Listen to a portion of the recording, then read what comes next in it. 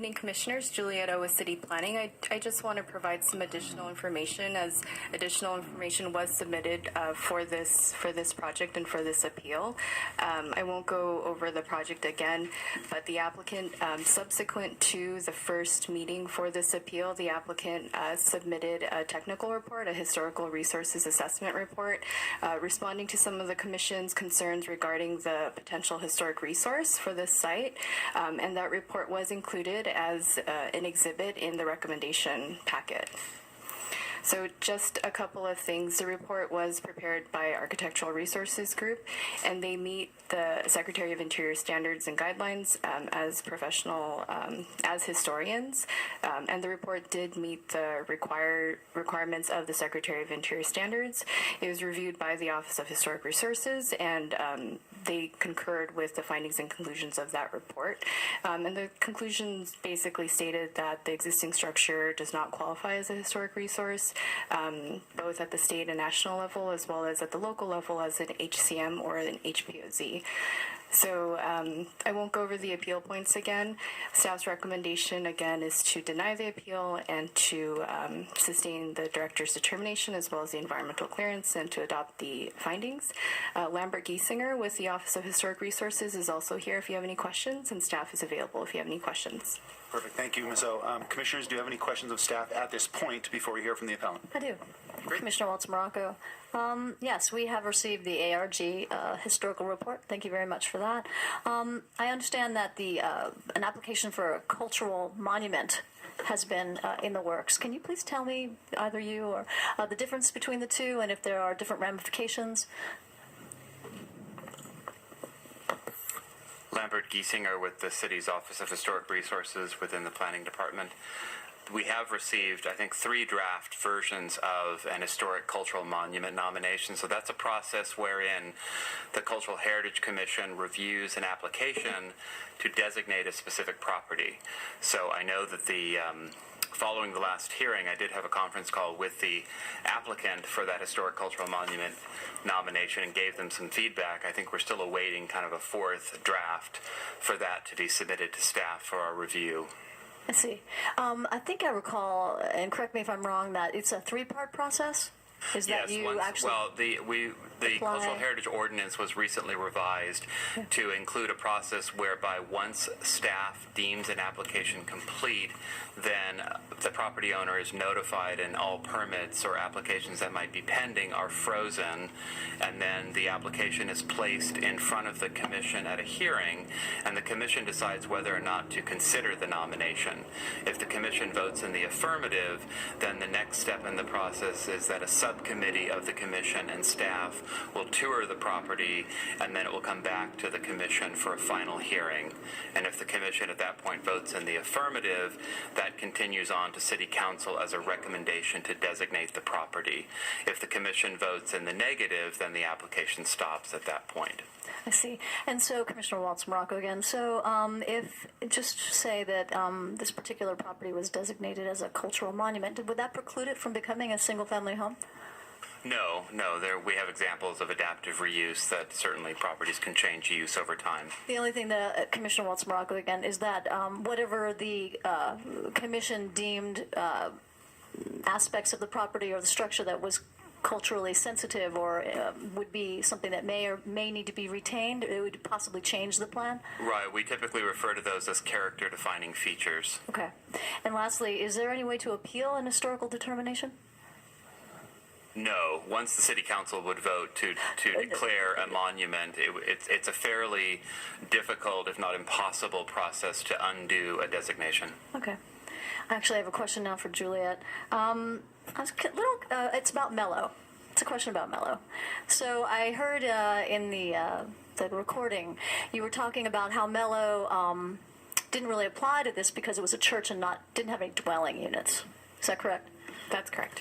So when you analyzed this, you realized, you looked and saw that it was a church and then then moved on. That's correct. Okay. So is there any provision in the code, and I'm just curious, for non-conforming uses for this sort of situation? Like, for example, that terrible fire that happened up in San Francisco, where there was a warehouse, and clearly people were living there and taking rent for years and years and years. Is there any provision in the code anywhere that talks about a illegal or off use of a site? I mean, is there any kind of control over that, or is it just because it is a church, MELO doesn't apply? Well, I can only speak to the MELO provisions, but we can only enforce MELO when it comes to legally permitted residential units, because if you have an unpermitted dwelling unit, it's not supposed to be there. So there may be provisions, they may be protected under other ordinances that are implemented by the Housing Department, by HCID, Right. but for the purposes of MELO, we're really just looking at legally permitted uses. I can remember like a case, I don't know when it was, years ago, that talked about, say that there were 4 legal dwellings, and it turned out that there were 5. And I remember in that case that they actually were counting that 5. I'm just wondering, I mean, like you said, it might be something with HD. I can only speak to the policies we have today and what our practice has been, and so. Okay. Yeah. 2 more. So, in regards to future projects in this area, there's a lot of concern I heard on the tape about using this as a precedent. And the idea of a large home like this, clearly there's not another home like that nearby. Is it, when someone comes to Westchester Boulevard and says, I want to, Westchester Avenue, pardon me, I would like to build a 10,000 square foot house, and here's an example of a 11,000 square foot house right across the street. Can people be using this as a comp or a like house when they come to you to look for compatibility? So in terms of size, when we review applications, we don't really focus on the size of the structures, because the size can vary depending on the lots that are either, the single lots or 2 lots or 3 lots being consolidated. Right. For most of Westminster Avenue, we have development of structures on single lots. This existing structure happens to span over 2 lots that are slightly larger than the standard 40 by 130 foot lot, residential lot on this street. So if we're looking at new applications, we're looking at what the existing development is in that area, and mostly we have structures that are limited to 1 lot and are subject to that envelope of the max height of 25 or 30 feet, excuse me, and the required yards. So I don't know that we can compare it to the church. The church is there. It's part of the existing character of that neighborhood, so we can't ignore it.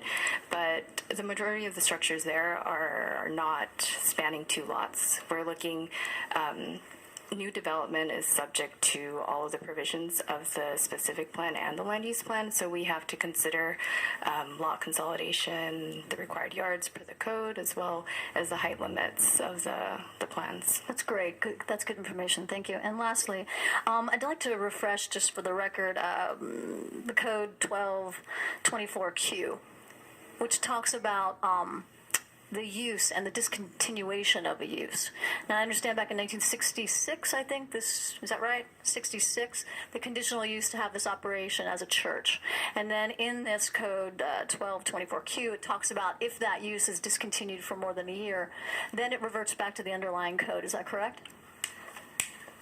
So our non-conforming section of the code, 1223, does speak to discontinuance of unpermitted uses after a year in the R zones. Right. For this particular church, it's subject to a conditional use permit, and it doesn't specify a length of time.